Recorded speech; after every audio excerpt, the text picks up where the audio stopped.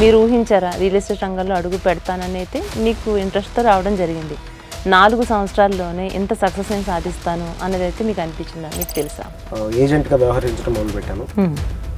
Flat sales కానివ్వండి. So అదంతా అయిన తర్వాత నేను ఒక విల్లాస్ సెగ్మెంట్లో ఎంటర్ అయ్యాను. విల్లాస్ని డీల్ చేశాను.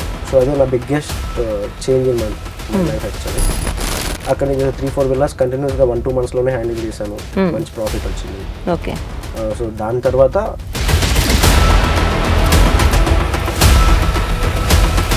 ఒక వ్యక్తి, ఒక మధ్యతరగతి కుటుంబంలో ఉన్నటువంటి వ్యక్తి ఎవరైనా కొనుక్కోవాలి అనుకుంటే వాళ్ళకి ఏ విధమైనటువంటి భరోసా మీ సంస్థ కల్పిస్తుంది? గ్రామ పంచాయతీ లేఅవుట్లు, హెచ్ఎండి లేఅవుట్లు, డిటిసిపి లేఅవుట్లు, ఫామ్ లేఅవుట్స్ రకరకాలు ఉంటాయి. ఒక్కొక్క అంశానికి ఒక లిస్ట్ ఉంటుంది, చెక్ చేసుకోవాల్సిన లిస్ట్. మెయిన్గా అందుకోసం నేను ఒక 5 to 7 yearsలో మీ దగ్గర పెట్టుబడి పెడితే అది ఎన్ని రెట్లు వాళ్ళకి వచ్చే అవకాశం ఉంటుందంటారు? డబుల్ అనే కాన్సెప్ట్ మామూలుగా రియల్ ఎస్టేట్లో ప్రతి ఒక్కరు వాడతారు. నేను ఈరోజు 5 లక్షలు పెట్టాను, నాకు 10 లక్షలు ఎప్పుడు అవుతుంది, 5 ఏళ్ళు అవుతుందా 10 ఏళ్ళు అవుతుందా మాట్లాడతాను.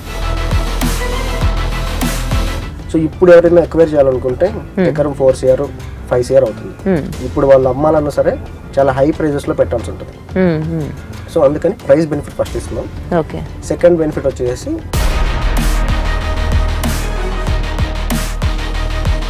అసలు సెజ్ అంటే గవర్నమెంట్ ఇన్ఫ్రాస్ట్రక్చర్ ప్రొవైడ్ చేస్తుంది. రోడ్లు, వసతులు అన్నీ ప్రొవైడ్ చేస్తుంది. కంపెనీస్ అన్ని వచ్చి ఒకే చోట్లో నెలకొంటాయి అనమాట సెజ్లు. సో వాళ్ళకి కావాల్సిన ఫెసిలిటీస్ అన్ని ఫ్రీగా ఉంటాయి, కొన్ని సబ్సిడీస్ ఉంటాయి. ఓకే. సో ఆ కంపెనీస్ అన్ని ఒకే చోట రావడం వల్ల ఏమవుతుందంటే ఎంప్లాయ్మెంట్ జనరేట్.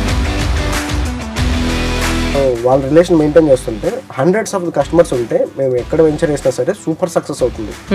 సో దీన్ని బేస్ చేసుకుని ముందు మేము బలపడాలి. ఇది కస్టమర్స్ పాయింట్ ఆఫ్ వ్యూ. వాళ్ళ నమ్మకమే మా బలం. మేము వాళ్ళ నమ్మకాన్ని గెలుచుకోవడానికే ఈ ప్రయత్నం అంతా. అంటే వీళ్ళకి క్వాలిఫికేషన్ ఉండాలి అని అట్లా ఏమైనా ఉంటుందంటారా? లేకుంటే వాళ్ళకి మినిమం నాలెడ్జ్ ఉంటే ఒక ఇంటర్ ఫెయిల్ అవ్వచ్చు, డిగ్రీ డిస్కంటిన్యూ అవ్వచ్చు, ఇట్లాంటి వాళ్ళైనా దీనికి అర్హులేనంటారు?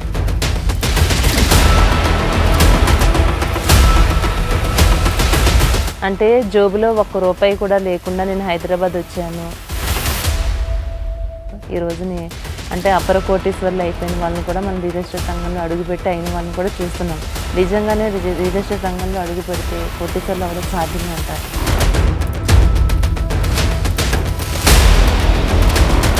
కోట్లు సంపాదించడానికి ఖచ్చితంగా ఆస్కారం ఉంది, కానీ టైం బౌండ్ పెట్టుకోండి. అంటే ఈరోజు వచ్చి రేపు అయిపోవాలంటే అవ్వదు. ఒక 5 ఏళ్ళు 10 ఏళ్ళు మీ యొక్క సత్తా, మీ సత్తాన్ని బట్టి మీరు వెళ్ళాల్సిన గమ్యం అనేది నిర్ణయించబడుతుంది.